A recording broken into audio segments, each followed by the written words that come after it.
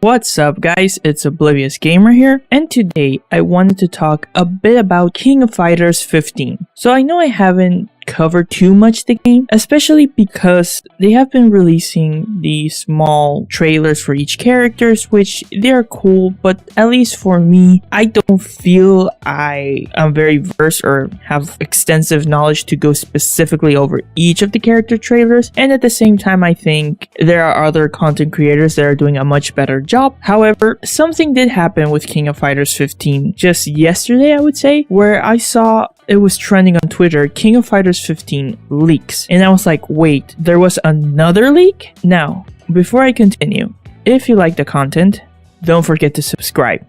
Apparently another leak happened for King of Fighters 15. Because let's not forget, before King of Fighters was, well, it was already announced that it was on the works. But if you guys remember, the first presentation or images that we ever got to see of the characters and how they're gonna look were leaked. That was like a couple of months ago. And now apparently there seems to be another leak. Remember, take this with a grain of salt. It has been all over Twitter, and of course some people have talked about it, and I just wanted to give some of my thoughts. Apparently we saw two images that were leaked, so let's talk about the first, the artwork. Now in the artwork we do get to see some interesting things. So of course, you know, we see Kyo, Yori, we see Shune there, we see K-Dash, and of course two interesting, well, I would say two returning characters is Ash Crimson, which we see there in the artwork, and there's also a screenshot or an in-game screenshot of Ash Crimson that I will show of course later on. And then we see Hadrian, who of course, he is Leona's adoptive father. He is, you know, the leader of the Ikari warriors. He was in King of Fighters 14, I think, DLC character. So apparently he will be returning as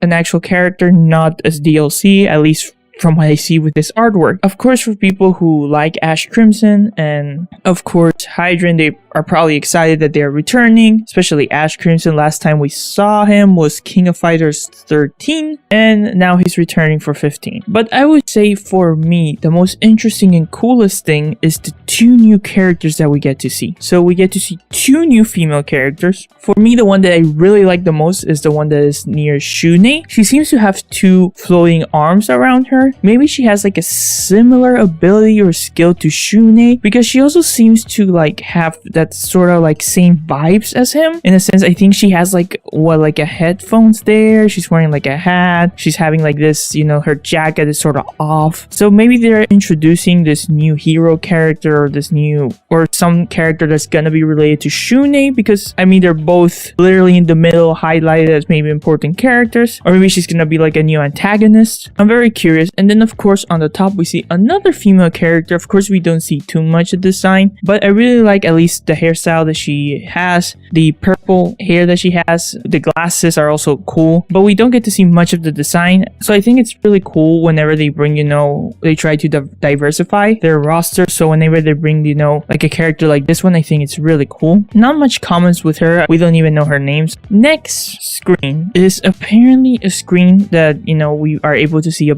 bit of an in-game screenshot of Ash Crimson. We see a price of 7,920 yen, which translates to $72. Now there's a discount, so of course the game is a bit cheaper. And then the most important part is the date. It says 2022 February 17th. So it seems the release date, at least with this screenshot for King of Fighters 15, is February 17th of 2022. As we remember, King of Fighters 15 was delayed till next year. It was supposed to come out this year, but at SNK they decided that they need more time to work with the game, which is always better. I mean, take your time with games. We saw, for example, Strive had multiple delays to try to improve. So I'm hoping they really take their time with King of Fighters 15 and they release it when it's ready, and not, you know, when they're pressured to release a game. Overall, how true are these screenshots? That's the biggest problem. And they seem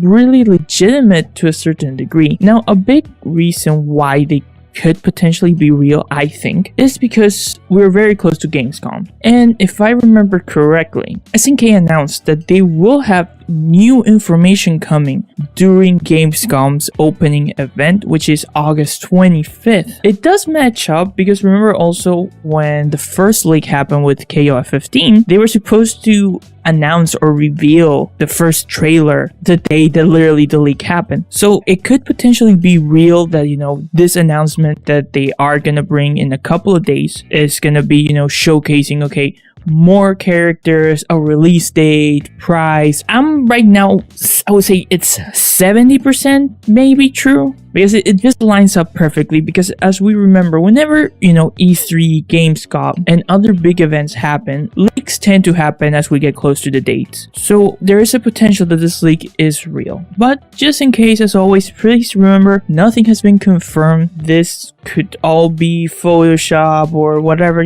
Sometimes people just do that shit to try to get attention. So keep that in mind. Now, I am curious, what are your thoughts so far of these leaks? Are you a bit happy that we're getting, these 2 new characters, seeing 2 new returning characters? What's your thoughts on the release date? Do you think it's a good release date, or do you think maybe SNK should delay a bit more the game? Feel free to leave your thoughts down below. This has been Oblivious Gamer, and I hope you'll have a wonderful day or night wherever you are.